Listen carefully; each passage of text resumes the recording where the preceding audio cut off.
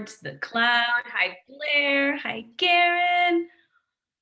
Oh, my heart is so excited. We still have people coming in. I'm just going to let them in. I'm going to hit record. Let me answer people who are struggling. Oh,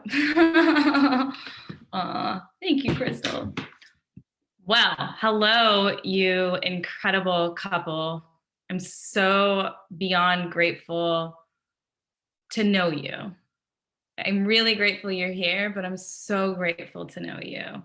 You can unmute yourselves. I'd love to hear your voices. Hi, Blair. Hi, Garrian.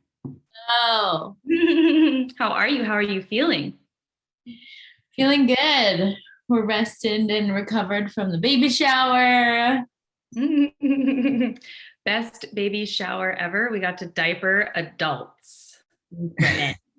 Adult men. And Garrian played the role of a crying baby perfectly. Well, welcome to Fuel. I have a few people still coming in, a few people going to watch later, and a few guests. And we have a chat going.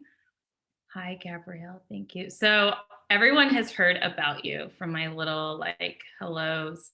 Let me move you guys so I see you and not me. There, you guys are spotlighted. Look at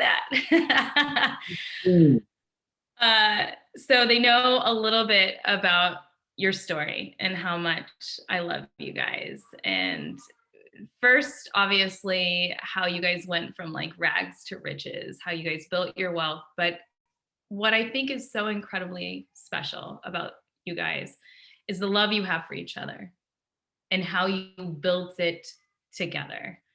So I have a few pointers for today, but basically this is your stage.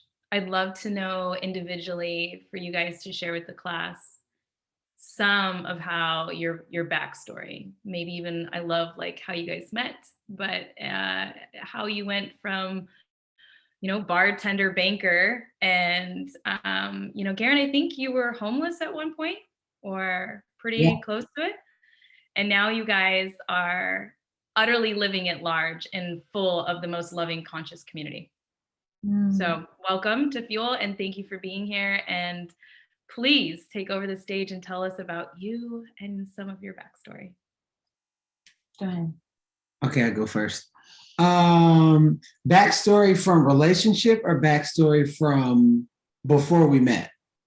I would love to know a little before you guys met because you guys were doing it already when you met and then you built it even more, right? Yeah. So backstory before we met, first and foremost, hi everybody. I was living in my car back in 2011. Was living in my car for roughly 2.5 years, and I've always been passionate. I've always been the guy that if you take me to the club, I'm gonna look for the prettiest girl in the club. I just had no direction, but it was the same energy that I used to go after women was the same energy that I used to break into cars when I was a little kid. I just didn't know where to transfer that energy. And you always hear things like, man, you should always have some kind of mentor, something that gives you guidance, and having somebody that can pull out of you what you can't pull out of yourself. So I was just this lost kid in this adult body doing what I felt like was right, but I know deep down inside it wasn't. And I'd say the darkest time of my life is when I was living in my car and just really trying to figure out how people were successful.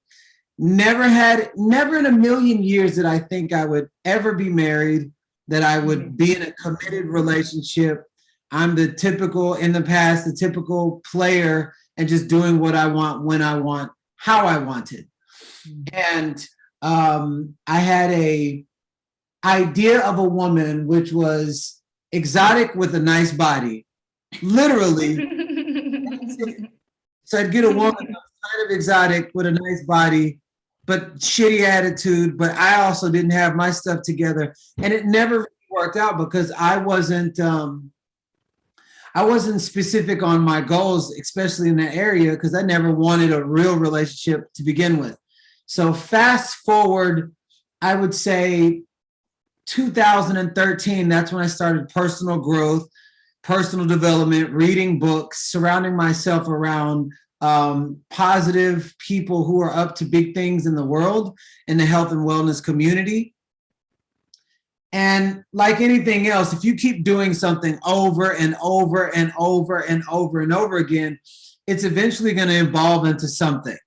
Well, I was around goal-driven people almost every single day. I was around a leadership community almost every single day.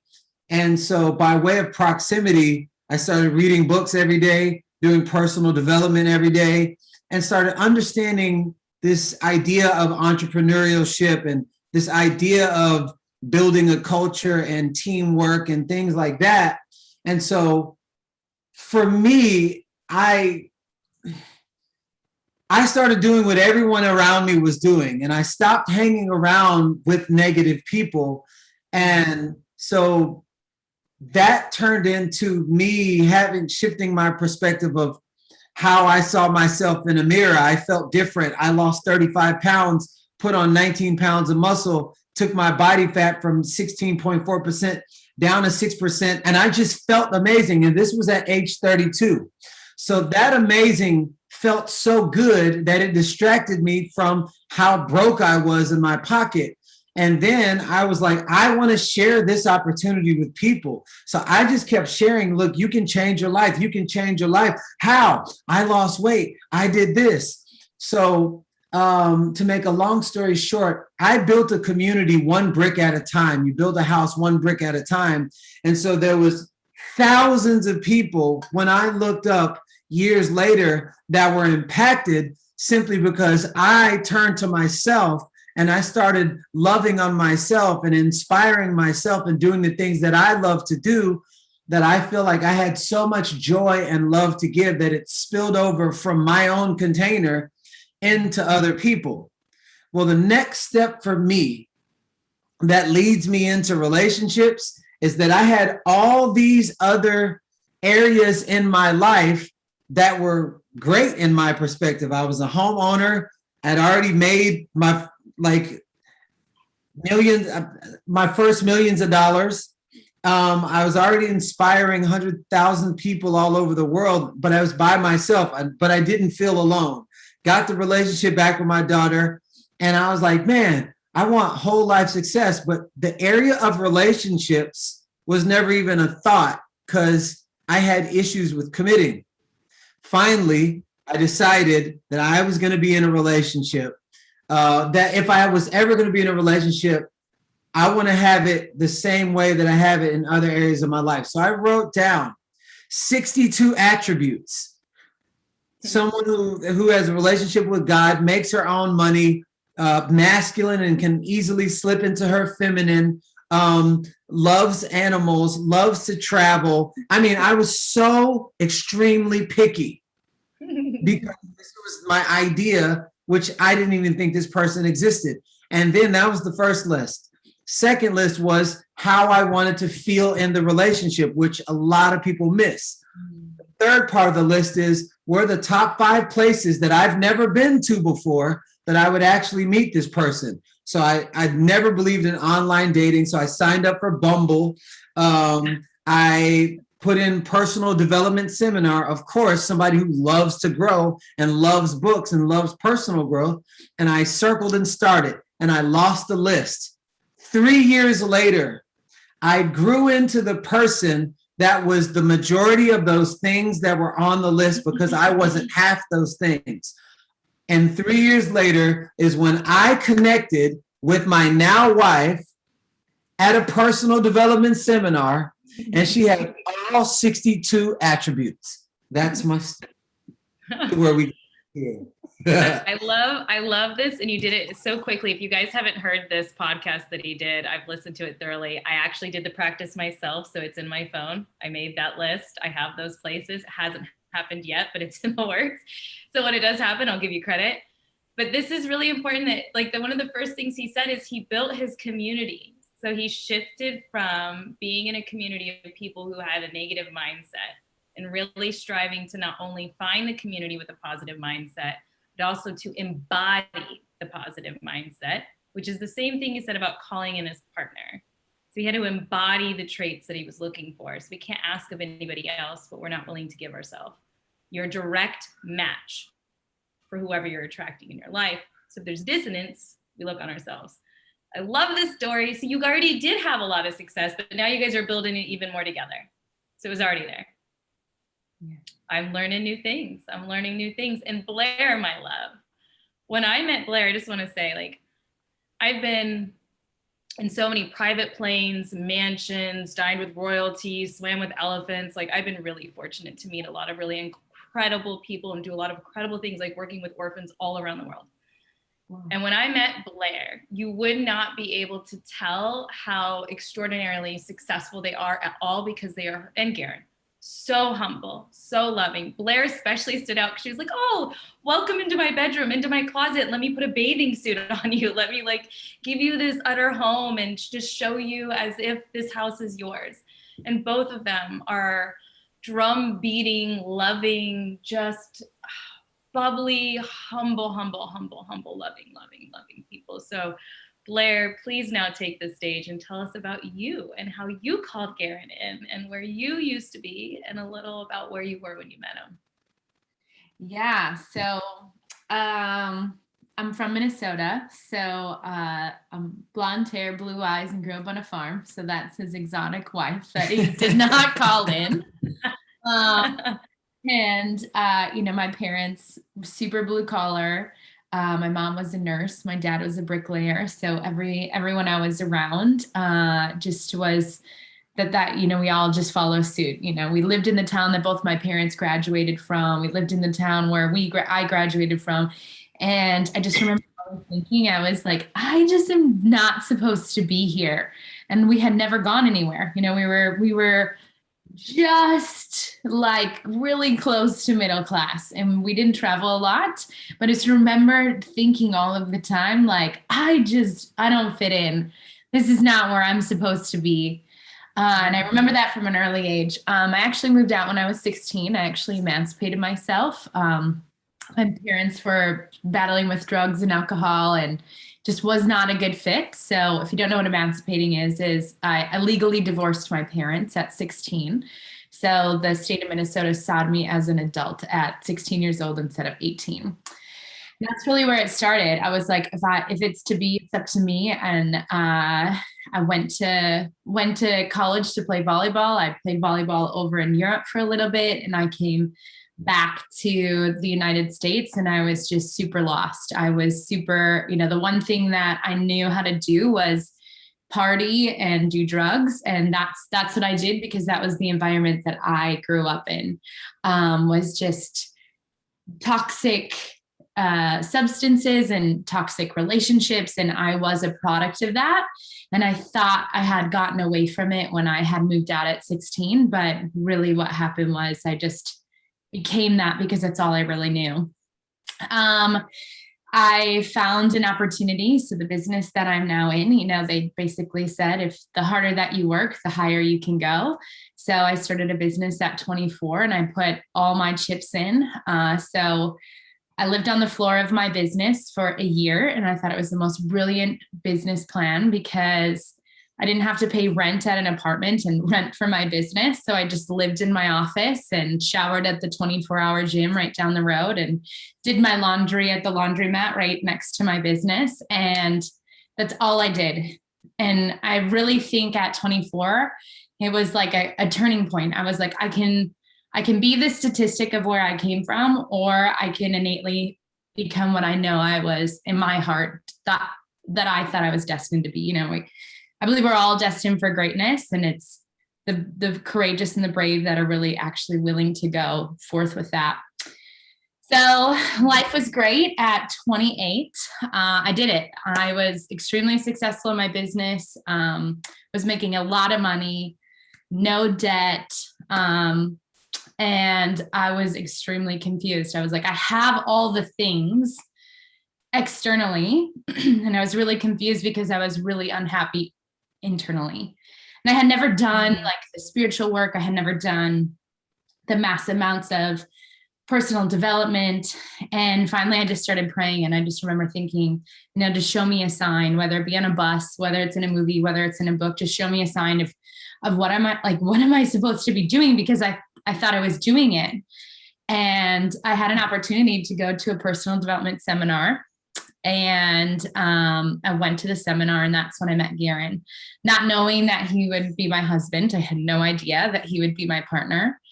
But when I met Garrian, what I was actually confronted with was all of my insecurities. If I chose Garrian, that would mean I would have to choose, because I was I don't know if you guys can relate, but I was always the person I was like, just like me. I will conform to whatever you want me to be so I can fit in, so I can be liked and loved.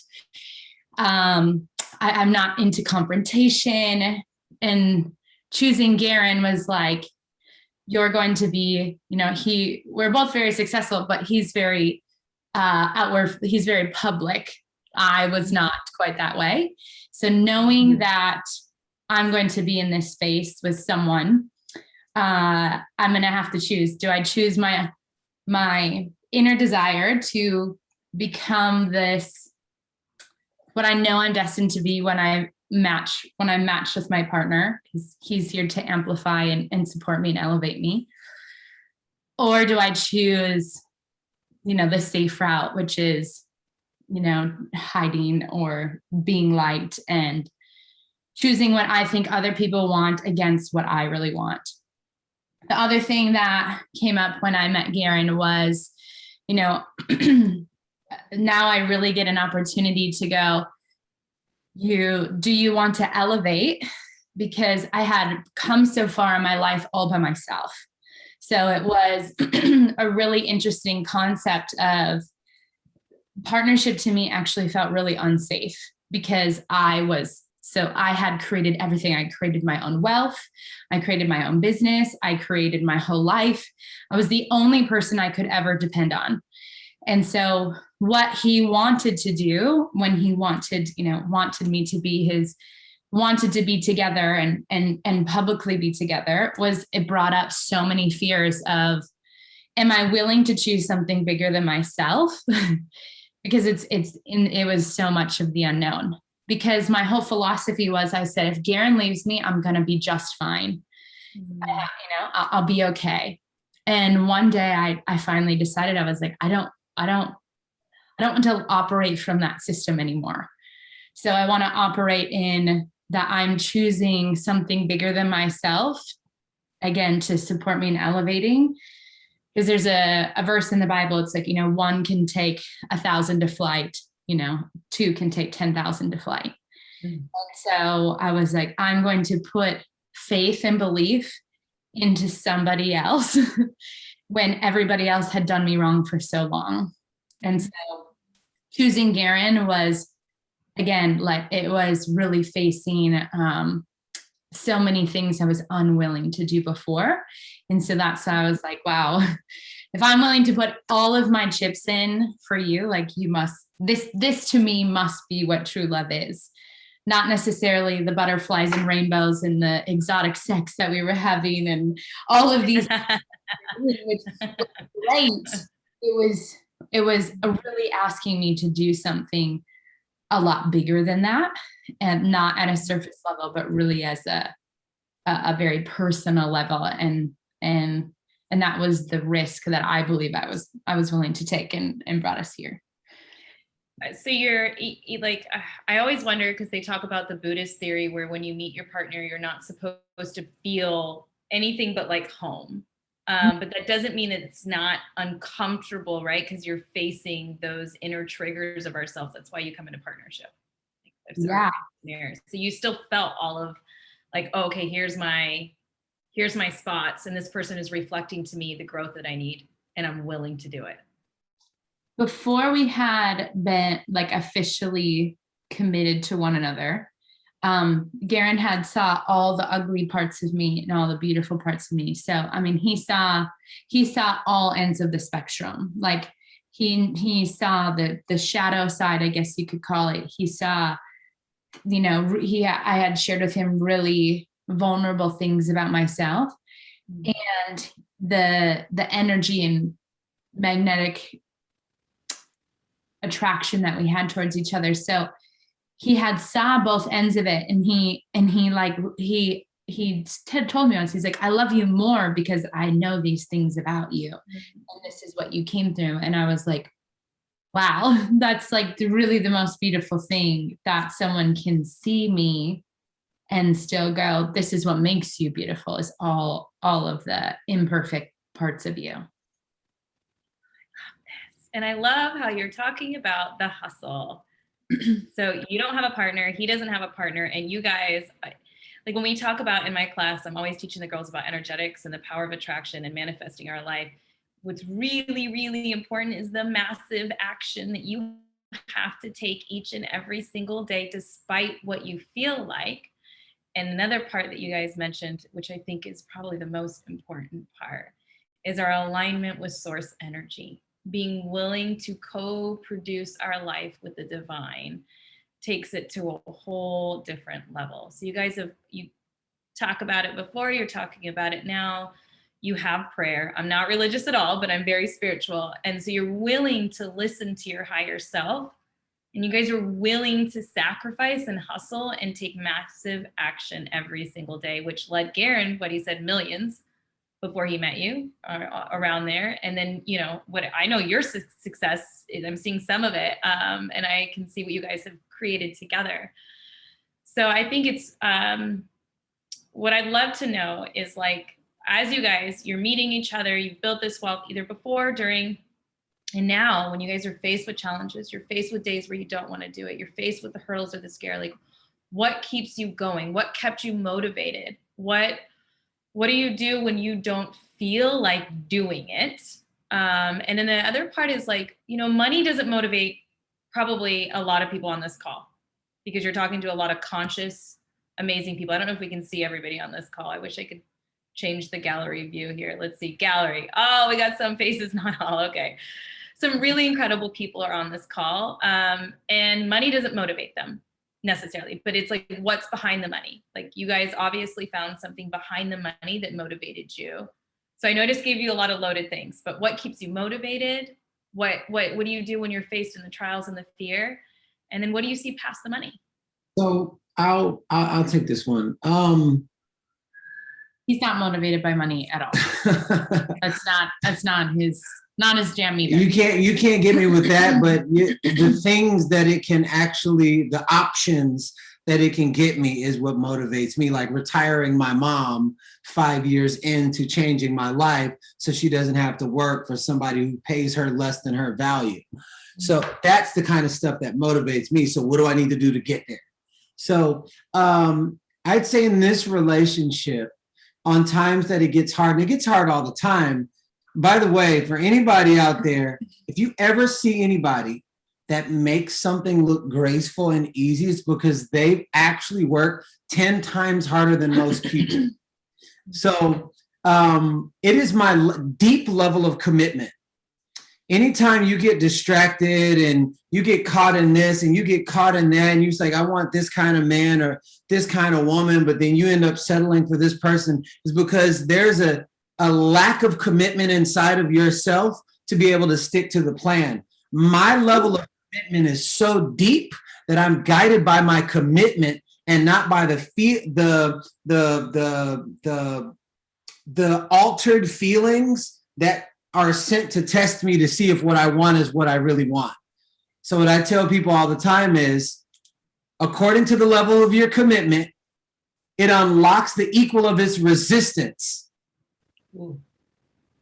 I'm going to say, if you have a weak ass commitment, you're the grounding at which whatever your goal is going to swallow you up, because everything else, you might be committed to your excuses. You might be committed to your insecurities. You might be committed to the badness of this guy that you know you shouldn't be with, whatever. But because you put more energy into that commitment, it actually dilutes the commitment of the goal that you actually want. So according to your level of commitment, unlocks, you cannot run away from this, the equal of its resistance that has been sent for two things: to either test you to see if what you want is what you really want, or to take you out to prove that you didn't want this in the first place. Most people get swallowed up by the second one. I am so committed to my commitment that if anything comes in, my foundation, and I'm so grounded in my foundation at a deep level of commitment, it like does this to my distractions. That's why it was easy for me to, it like cut all the tentacles off of this crazy attraction that I had to all of these women before I met my wife. But as soon as I put my stake into the ground, I'm like, yeah, you cute, but there's no, you can't, yeah, you're cute. Check this out. Yeah, you're cute.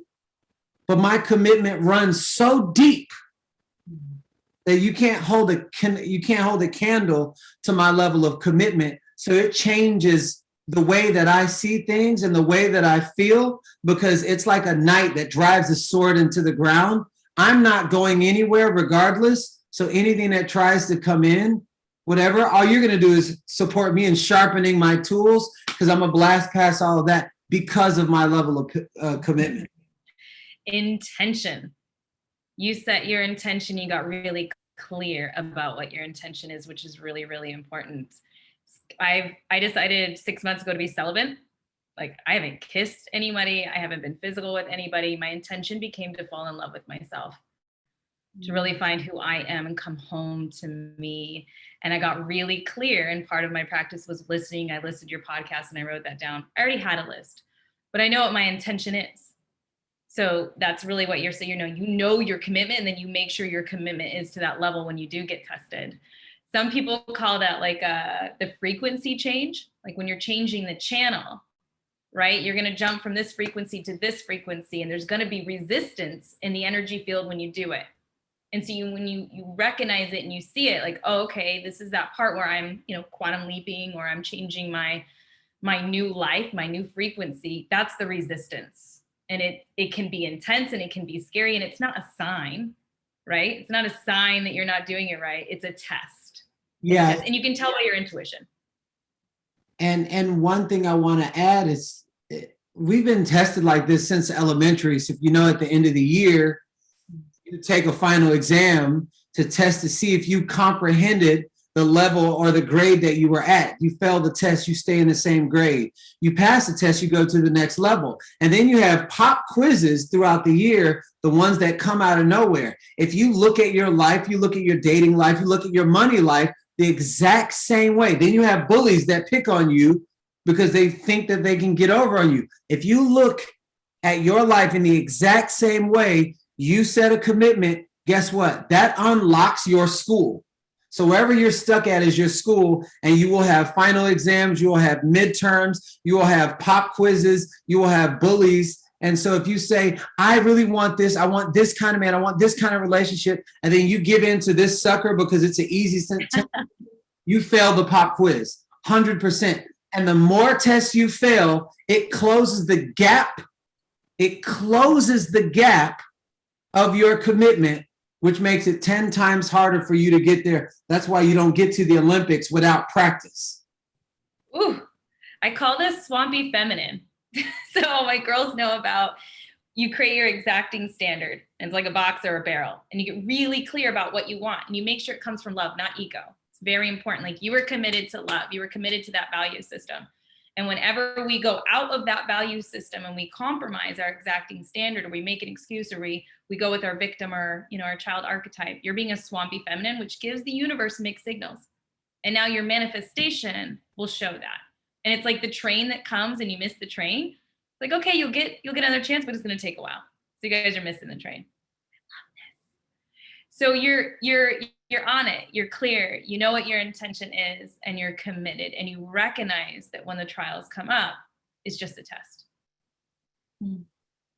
Yeah, for sure. We didn't ask for an average marriage. We actually asked for an exceptional marriage. That would take two exceptional people, which means The tests come hard over a long period of time, but who it shapes you in and who it makes you into is something that soars you above anybody who's just playing it safe inside of relationships. As with wealth, you guys did not ask, you made a commitment to not live an ordinary life. That's the thing, is a lot of us are comfortable with comfortable. You have to be uncomfortable with comfortable. Like, you guys hustled. You lived on floors of the place that you worked, or, you know, from homeless to now where you're at. You got comfortable really pushing yourself every day. So Blair, how about you? I was gonna say, when you're talking about the swampy feminine, I was like, oh my gosh, that was so me. Because a lot of my commitments entering into our relationship were derived from ego. Really bothered me that he made more money than I did. So at all costs, I was going to, in order for me to feel equal in my relationship, somehow I made this story that I had to be equal in financially equal to him. And so our first year of marriage, our first year of marriage, my career came before relationship. So I went career, Blair and Garrian. And it was a very interesting year because it was also during the pandemic. So we're locked inside of a house together and in Los Angeles. And we're the only, and I would get up at 6 a.m. and I go to bed at 9 p.m. and I would literally work from sun up till sundown, because it was my commitment to my career. And I had a commitment to my ego that I was just as good as him. But what started happening is there was no polarity in our relationship. It was like, we would start to joke like there was two starting quarterbacks that lived in the same house. So there was no opportunity. And what started happening is I would start pushing him into his feminine, because I would kind of bully my way into being the masculine. And he, in a lot of areas where that wasn't his comfort zone to be in the feminine. All men have a masculine and a feminine, and so do women. But I would put him in positions that he was like, I'm going here because I'm just kind of going to bow down. And I was going in the masculine because for safety and security and this commitment I had to the ego. And then all of a sudden we started realizing the lack of polarity, or the polarity that was being created wasn't essentially like coming from our natural state. So coming in, there was a point where it kind of broke. It worked up until it absolutely couldn't work anymore. And we realigned our values with ourselves and each other. So we talk a lot about the third entity, which is for us is relationship. So some people call it the third eye of a partnership. So we just call ours relationship. And I got to re-identify my values. So it goes like relationship is my top priority. It's me and relationship, but relationship often comes more than anything above everything. So I had to start asking questions when it came to my career of, am I choosing career over relationship? Am I choosing my values over relationship? Now, I think there's a caveat to that, because I think there's times that I am choosing career that is not taking away from relationship, but he just might not understand yet. I know from my heart that this is the best choice. It might not make sense right now, but I'm asking for you to trust relationship that this is where I'm going. And when we started reorganizing that, I'll say personally, I really got to feel what it was like to be in my feminine safely. Like he gave me space to be in flow and grace and ease. And he gave me space and security that if you go here, it's safe. And I'm going to get these other things done for you to operate here. And then what started happening is the universe started giving back to us. And what happened in our careers was we both exponentially grew the moment that we decided to really step into the flow of relationship versus exterior motives or just choosing our ego and our other commitments that didn't contribute to each other. And really quick, will you share how we didn't get lost in a relationship because we still had our individual selves? Oh yeah. So it's really important to the both of us that we are we are our individual selves. Like, I am complete and whole and wonderful. Garrian isn't my other half. I'm not his other half. I'm not his better half. He's not my better half. I'm whole and complete. So, we use the term that, two halves make a zero, two wholes make infinity. So for us, I have to, or I get to, it's my commitment to relationship to continue to be my best self. And that involves me not doing things with him. It's important that all the time, all the time. So it's really important that I have a sisterhood, and it's really important that I have other interests and passions. And to me, on my personality type, it's extremely important that I do have my own career and identity, because those are things that I am passionate about outside of him, and he's doing the same. So then we come together. We amplify each other. So we also decided that we're not here to settle down. We're here to amplify up. And in order to do that, we get to be our best selves, to multiply and elevate each other. And then, like he talks about, it's like when I'm doing that for myself, I'm coming from overflow. I outwardly overflow into the universe.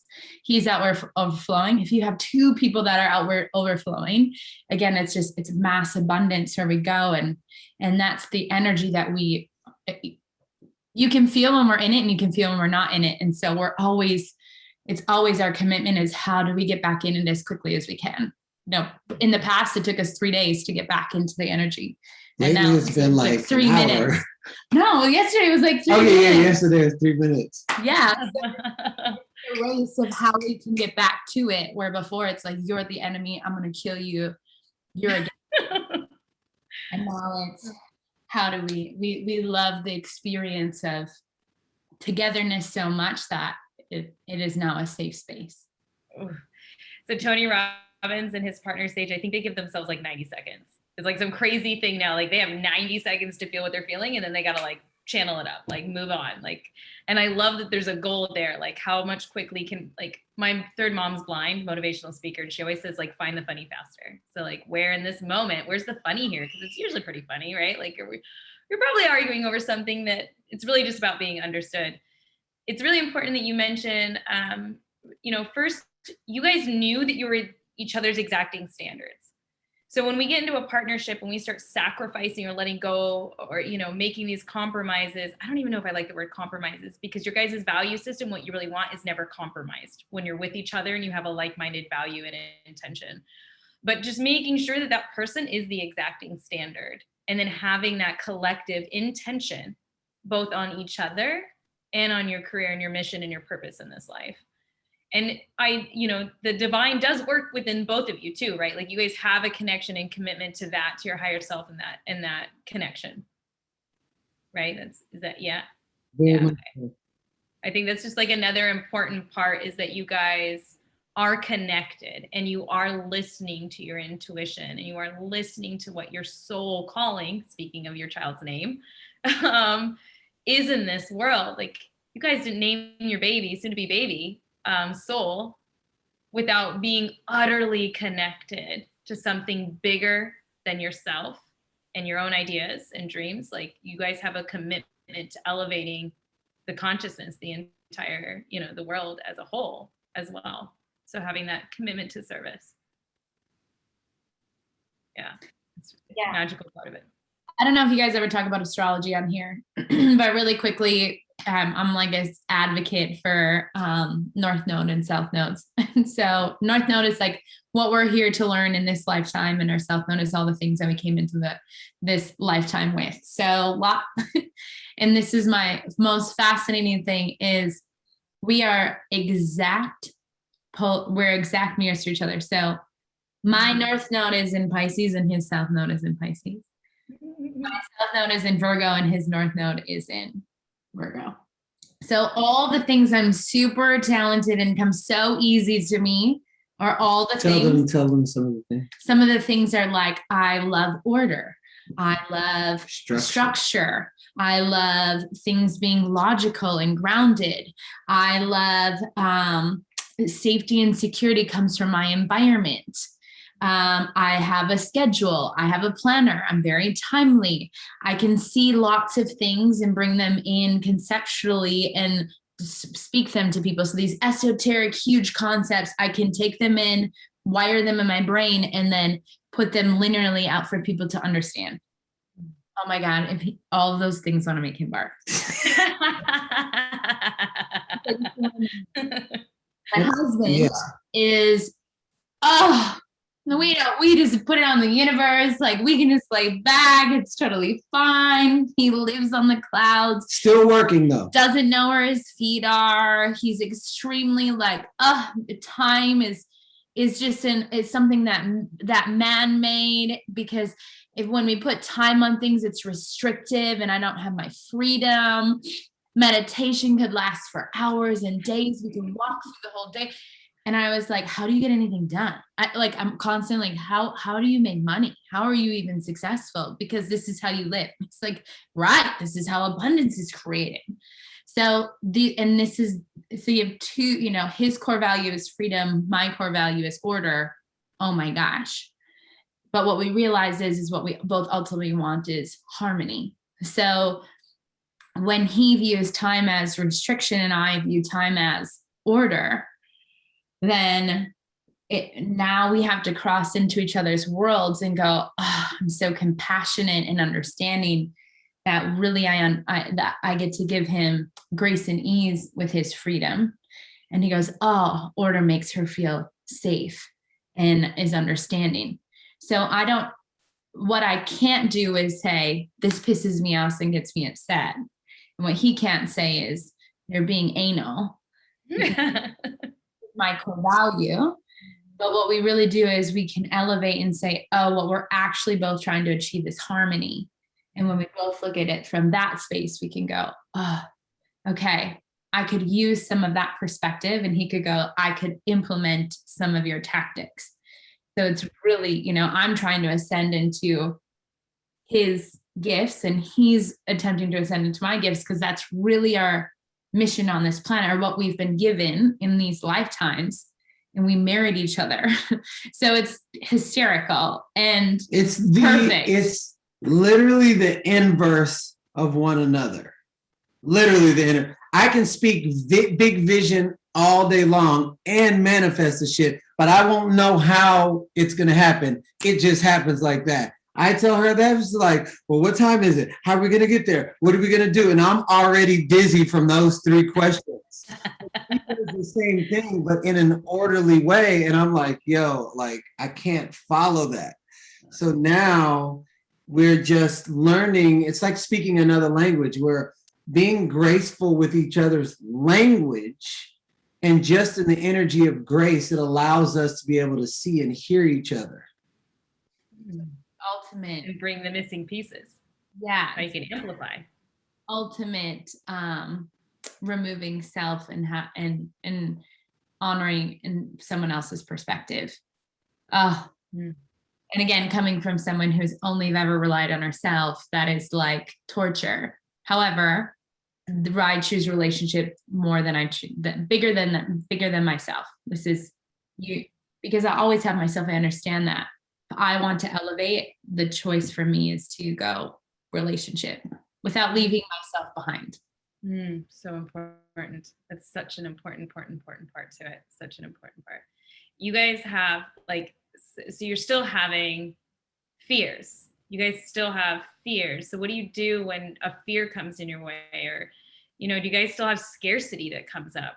What did you guys do to get past scarcity? Like, is that still existing in you? Yeah, we can't even talk about it yesterday. There was Blair's overhead yesterday for the last month was $55,000. That's how much she spent in 1 month. Okay, I didn't spend that on my clothes. Not on clothes, like hosting. So we recently just bought a home. And again, so Gary and I are 50-50 on all of our finances. He comes to half. Okay, it's clear. And so we just bought a new house. We have a baby coming. We're going to hire a nanny. Both of us retired our moms. So both of our moms are on payroll. We both have employees. And so all of a sudden I started looking at, wow, from 2020 to 2021, my expense sheet just looks a little bit different. And logically, I started having a lot of fears around this. And I was like, I'm about to go into maternity leave for 3 months. Like, I'm going to check out from the world for 3 months. And am I going to be okay? And so I go into, what am I going to do about it? And tell the way what in the past, what typically has happened. In the past, what I would do is, well, I can't rely on anyone else. So if it's to be, it's up to me. I'm going to get it done. I'm going to go back to work. I'm going to start I'm going to do a new launch. I'm going to do all these things.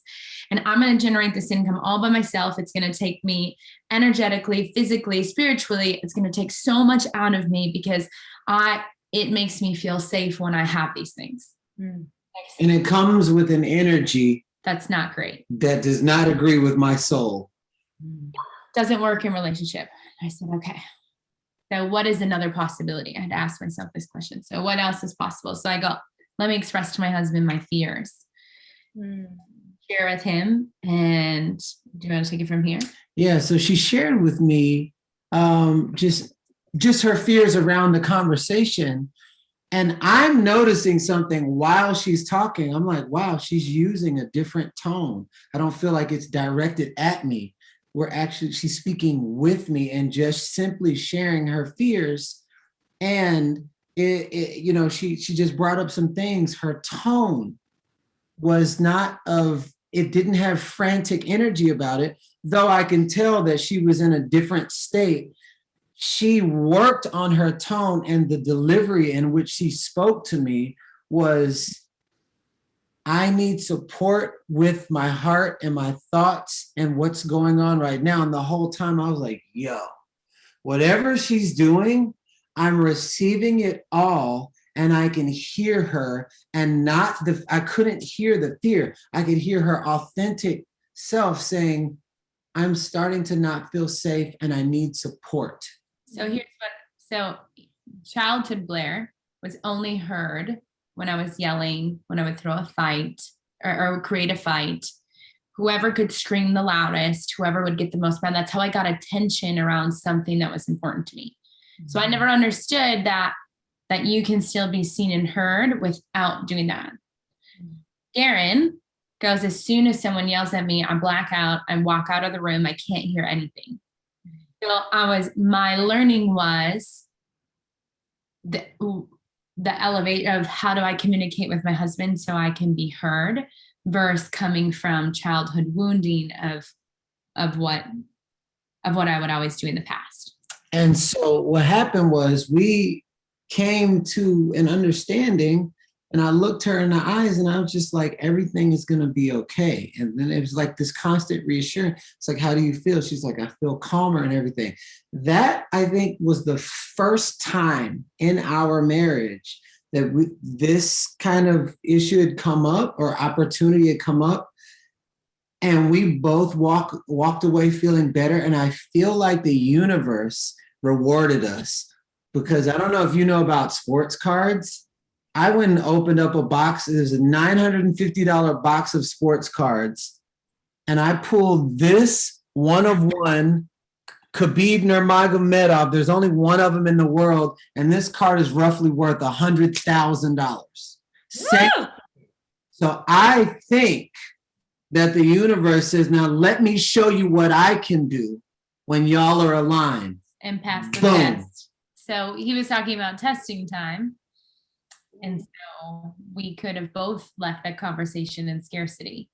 But I was like, my commitment to myself is that I would love to be in my feminine. I would love to be taken care of while I'm pregnant.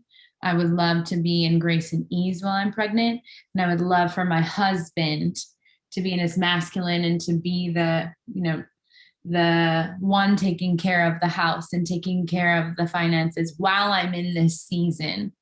And we really stood in our sovereignty in that masculine and feminine. Just happened to be, he's the male and I'm the female. And I was like, we were like, wow, we just did that. And so it was scarcity, it was vulnerable, it was a lot of things that could have been high trigger. But again, it just goes back to our level of commitment to relationship. Ooh. And your commitment to elevation in life and success. Like most people would have been like, oh, you got to throw out, what is it? Something with the bathwater. I don't know what the term is, but like we need to cut employees out. But, you know, most people, when they go to scarcity, they start thinking like, who are we going to throw out? What are we going to get rid of? You guys went to how do we call it in? This is really important. How do we connect to each other? Because you're switching your role, Blair. You are changing to mom. That is a 24/7, and Garrian, but especially as a mama of two who did the home births, like it is the hardest job I have ever had. You are breastfeeding, you are giving life. It's what we call the fourth trimester. It is a full-time 24/7 job. So to be able for you two to lean into each other, okay, how do we support her as she's feeding life to this child and has to be there? Energetically too, women are like, you're connected to this being in a mind, like I don't sleep the same still. Like anytime there's a sound, like, oh, awake, like it's like you have another exterior human physically that vibrates in your body. So you need to be fully there. And for Garrian to show up and you to allow Garrian to come in and for you guys not to go to like, okay, who do we cut? What do we throw out? Like the house is on fire. And then to get gifted. So you got tested and you got rewarded. Love this. I love this. I just the other day experienced where you face what we call our dragons in our class, your deepest fear, and you go kiss that dragon and your treasure's on the other side. And when you do that, sometimes you'll get the test right after. Okay, you're going to quantum leap. I had leaks in my roof. The person I'm buying the house went up $70,000. You know, I'm a single mom. Like I had all sorts of other like really crazy big things. Like $100,000 was on the table, like gone all of a sudden, right? And I was like, oh, okay, this is that test. I get it. And instead of like panicking and running around, I gave myself a few seconds to cry because one of it was personal. And then I was like, all right, you know, like this, there's something better, or like, where's the gift in here? And I manifested it. I got it to work. One other thing came down, one other thing came up. Like people knock at my door to fix things. Happens all the time. I'm like, oh, windshield needs repaired. Somebody comes to my door. Because you're committed to fearless faith. That's working with the divine. That's also the energetics of manifesting. You guys got that card because you were so committed to like fearless faith. Okay, we feel it a little bit. How do we lean into love? Love is the almighty frequency. That's what we attract. How we attract. It's incredible. I just love your guys' stories. I'm so glad you're on. There's a chat going. You've got full body chills, people giving love, people who want to know how to find more of you. Love that your commitment to soul fulfillment. Yes, Bailey's on. She's got a love here. Exercising your authority, commitment. You know, yes, this is really big points. And liking the idea of not settling down, but amplifying up. I always like when I talk about partnership, highest pleasurable experience. And then like Kevin, love Kevin. He's like nourishing, and nourishing in there. Like that's what you guys have. That's what you guys are committed to. Like, let's just be really clear. Like the amount of work that took us to get here was such a commitment. So I just want to say, like, we've developed these skill sets because we went through a lot of tests and we failed a lot of them, and we got to retake them until we learned them. So I just want to be ultimately clear that we've had a lot of opportunities to reach these places. And again, I think it was our curriculum before we became parents with each other. It's really important. When I say high pleasurable experience, that doesn't disclude the work. Yeah, it doesn't disclude the work. It's the commitment and the values aligning and the intention aligning. Like this is our to me, it's like bigger than you and I. It's like, what is our world mission, and aligning in those forces. So like when I work really hard at being a mom or being in my career, that's a high pleasurable. I say pleasurable, but you know that shit's hard, like especially parenthood. But that is my definition. So it is helpful to get really clear on that. And you guys are still going to keep going through it. We have only 5 minutes left with you. If there's a burning desire question, I want you guys to throw it in. But I think just your motivation, like to all the entrepreneurs that are here, there's so many that are a part of Fuel that are really struggling financially. They're really struggling. How do they stay committed, or how do they know what to do? Like, is there like just a few words in the last few minutes that could help these entrepreneurs that are on the call listening, who might feel lost or might feel like it's not working? Yeah, I'll speak for myself, and then I'll let him close it out. But I mean, the first 3 years of my business, you know, I was dead broke. I lived on the business, or like the floor of my business. I was broke. And nobody understood. No one had a clue. Everyone told me it was stupid. Everyone didn't understand. My family told me, they're like, if this doesn't work out for you, you can always come home. And I don't know, Tony Robbins says it, but if you want to take the island, you have to burn the boats. So my dream was plan A always. And no matter what came up, that this was my fear. I was so committed to my dream, because what's the alternative? Going back to what I came from, the alternative is that I work for somebody else forever. The alternatives never outweighed the risk. So the last story I'll share is, my brother-in-law is probably one of the most intelligent people I've ever met. He is the CEO of a bank. He makes $300,000 a year. I call him for all my financial advice. Last year my biggest year yet. And I was like, okay. Over $500,000. I'm a thousandaire. So I call him and ask him for advice. And finally I just said, the value that you have in the world, no offense, compared to what I was like, they're not necessarily the same. And I am heartbroken because what your net worth is and my net worth is not the same. And he goes, here's the difference between you and me, Blair. And I said, okay. He said, you took a risk on yourself and you didn't back down. I was unwilling to risk on myself to choose security. I'm secure in the fact that I know that I always make $300,000 and that's my cap. And I'm secure in the fact that I'll always have 4 weeks vacation out of the year. And I'm secure in the fact that I have insurance.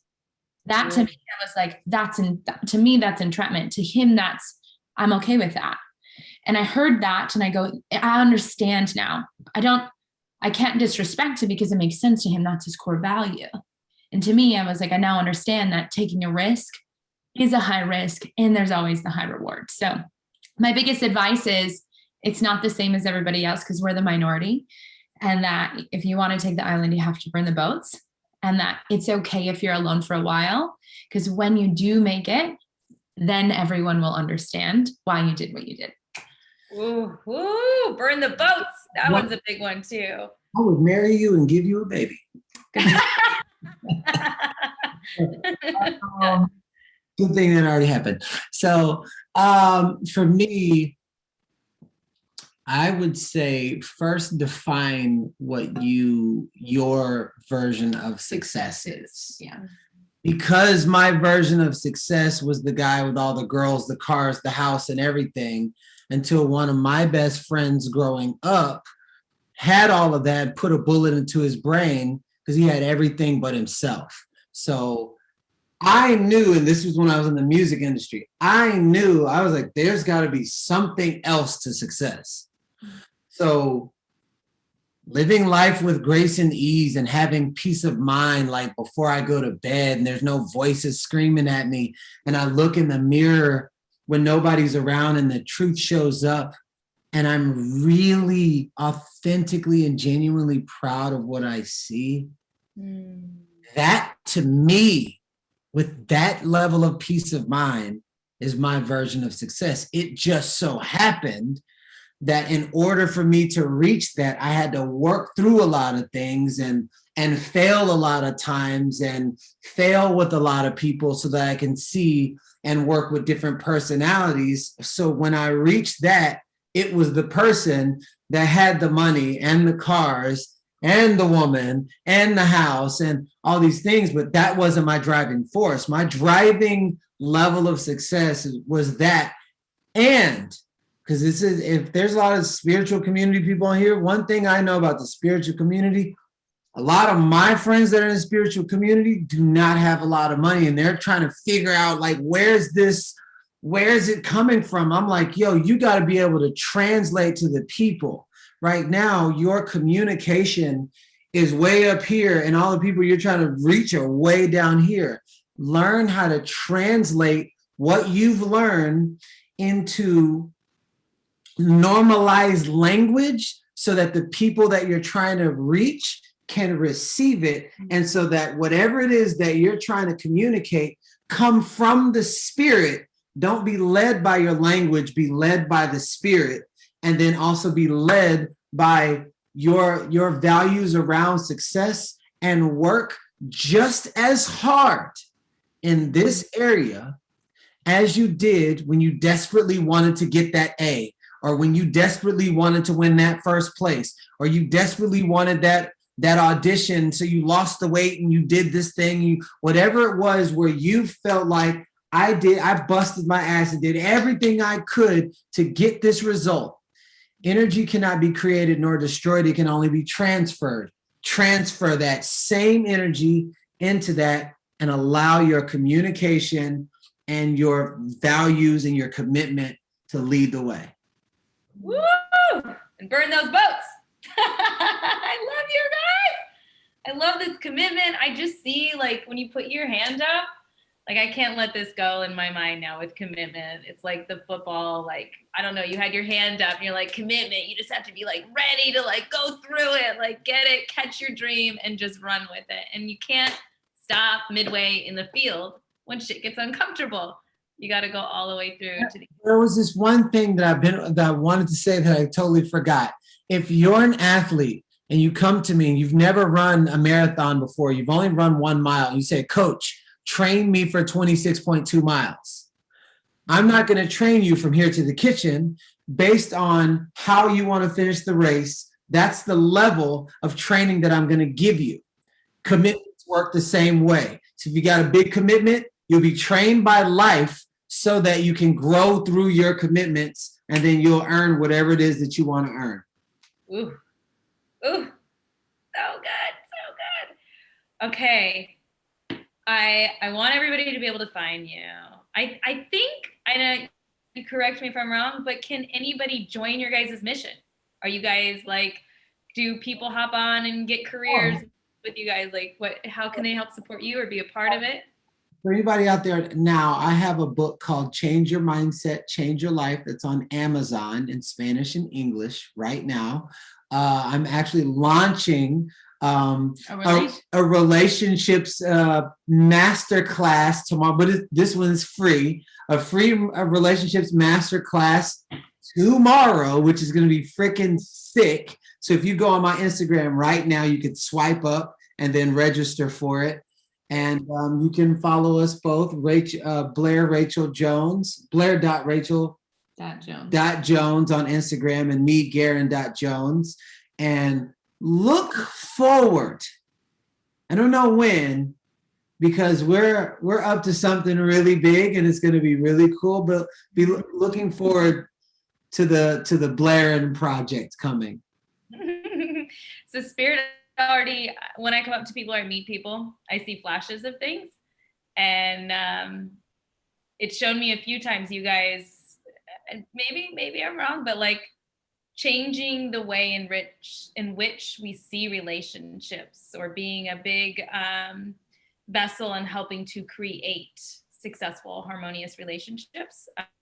There's something about that feels really strong. And maybe it's just by merely being who you guys are and the love vessel when people show, and maybe it's something more, but I will be stalking you both lovingly in person and over the internet.